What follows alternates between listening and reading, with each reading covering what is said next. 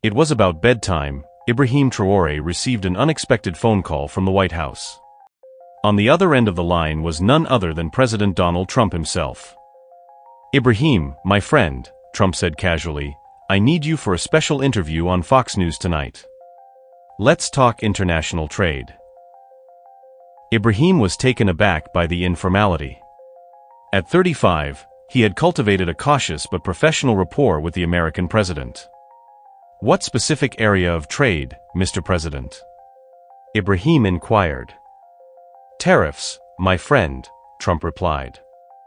"My new trade measures are being misunderstood. I thought a modern African leader like you might help clarify things by publicly backing me." Ibrahim's face tightened.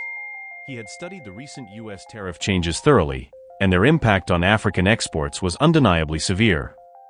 "With all due respect, Mr. President," Ibrahim said carefully, "these tariffs are harming our economies." Trump laughed.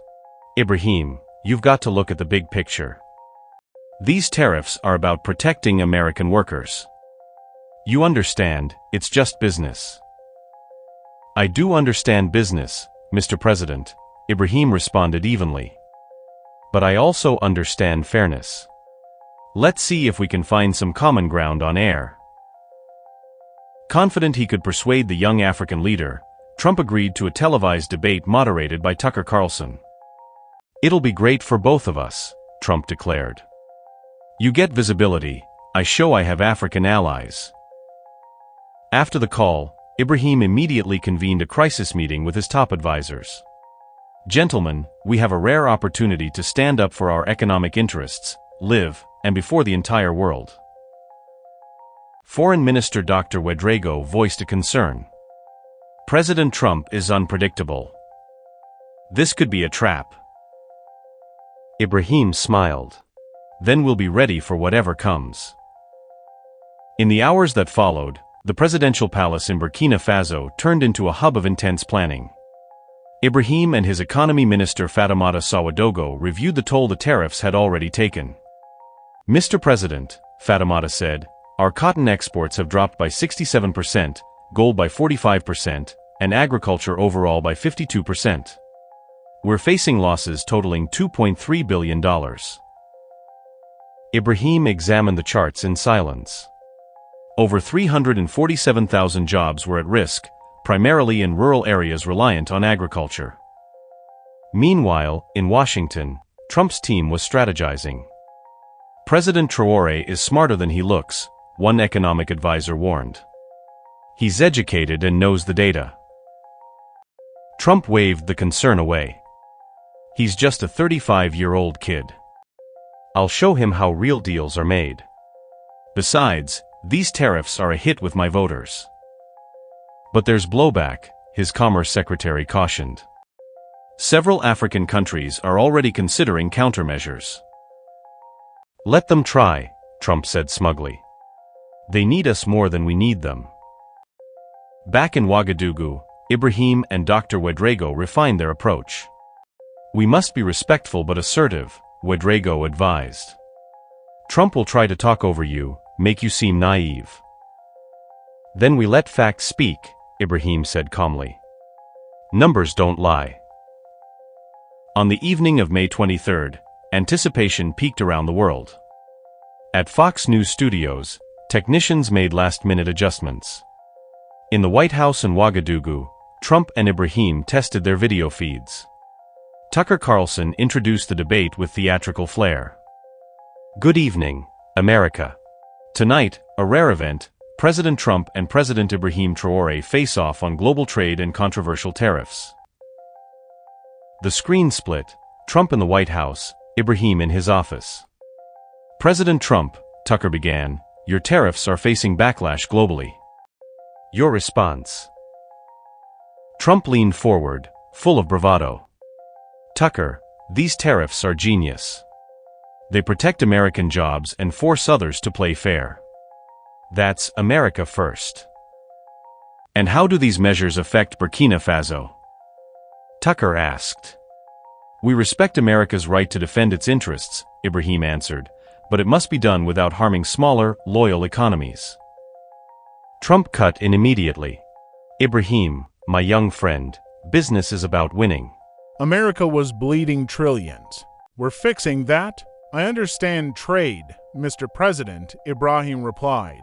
But I also understand that real partnerships must be mutually beneficial. These tariffs are pushing African countries to find new allies. Trump laughed dismissively. Let them? Who else will buy from you, China? Russia? Come on. America's the real market. Ibrahim paused before responding. In fact, Mr. President, since your tariffs were enacted, China has increased its African imports by 340%, Russia by 180%, and the EU by 290%. Trump's smile faded. He scrambled to respond. Those numbers won't hold. China and Russia can't sustain that pace. Mr. President, Ibrahim said coolly, they already offer better prices, more infrastructure support, and guaranteed purchases. Ibrahim's team displayed data live, China paying 23% more for cotton, Russia offering technology and long-term deals, the EU removing all tariffs. Trump shifted uncomfortably, but China's in debt. Russia's at war, he countered. Our agreements are with governments, not politics, Ibrahim said firmly. They pay on time, honor contracts, and treat us as equals. Carlson leaned in. President Trump, how do you respond? Trump scowled. Ibrahim's young, he doesn't see the real world. These countries will leave you high and dry. I'm not a child, Ibrahim said, his tone strong for the first time. I lead a sovereign nation. Your tariffs forced us to diversify, and that's irreversible. Trump seemed rattled. But America has always been Africa's friend. Was, Ibrahim said calmly, until friendship meant only you gain and we lose. Trump, losing the narrative, lashed out. You should be thankful. We've invested billions. Gratitude is not compliance, Ibrahim replied. We are thankful, but we will not accept unfair terms. You were buying goods, selling resources. That was fair. It was economic colonialism, Ibrahim countered. We sold cotton cheap, bought t-shirts at inflated prices. Your tariffs worsened that. Red-faced, Trump shouted, we gave you opportunity. Without us, Ibrahim stopped him. Be careful with your words, Mr. President. The world is watching. Tucker tried to de-escalate, but Trump snapped, this kid doesn't get it. America built everything you have. Ibrahim's response was like steel. America didn't build our land, our resources, or our intelligence. And your tariffs won't make us beg. Trump exploded. You Africans always blame others. Maybe if you worked harder, the remark echoed racist, unmistakable. A global silence followed. Ibrahim inhaled deeply. Thank you, Mr. President. You've just proven why Africa must chart its own path. Your tariffs aren't economic tools, they're control mechanisms. But their time is up. Data filled the screen. Since 2022, Burkina Faso had grown 8.4% annually, reduced poverty by 34%, built over 2,400 schools and 70 hospitals. You did that with our help, Trump interjected. Our resources financed your profits, Ibrahim corrected. Your industries thrived off our raw goods. And since we moved away from dependence, he added, our growth has jumped to 12.3% annually. How? Carlson asked. Real partnerships, Ibrahim replied. China helps build textile factories. Russia invests in processing. Europe shares technology. Trump sputtered, but these nations have their own agendas. The only hidden agenda, Ibrahim said softly, was yours. You promised equality, delivered exploitation. Tucker turned to Trump. How do you answer these claims? Trump mumbled, these stats are twisted. All data is public, Ibrahim said. It's your policies, not others, that are pushing Africa away. Trump tried interrupting again, but Ibrahim cut in firmly. You have no economic defense left. Only insults and denial. The truth.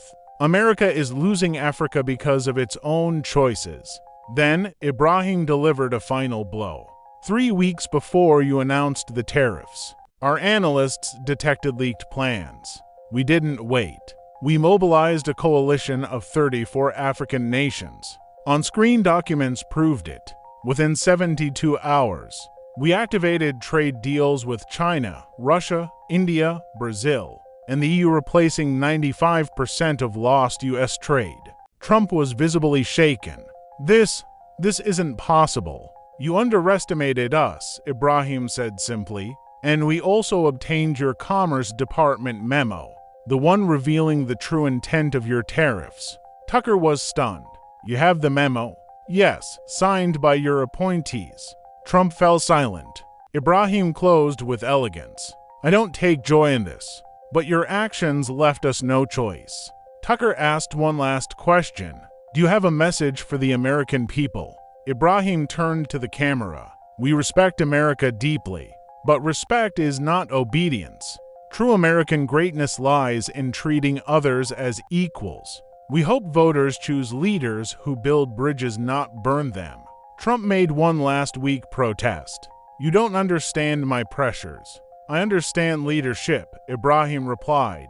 Real leaders find solutions for all, not just their base. Your policies isolate America from a rising continent.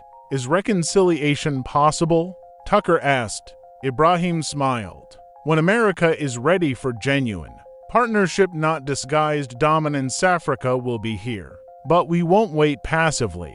Trump cut the feed without a word. Ibrahim waved. Good night, America.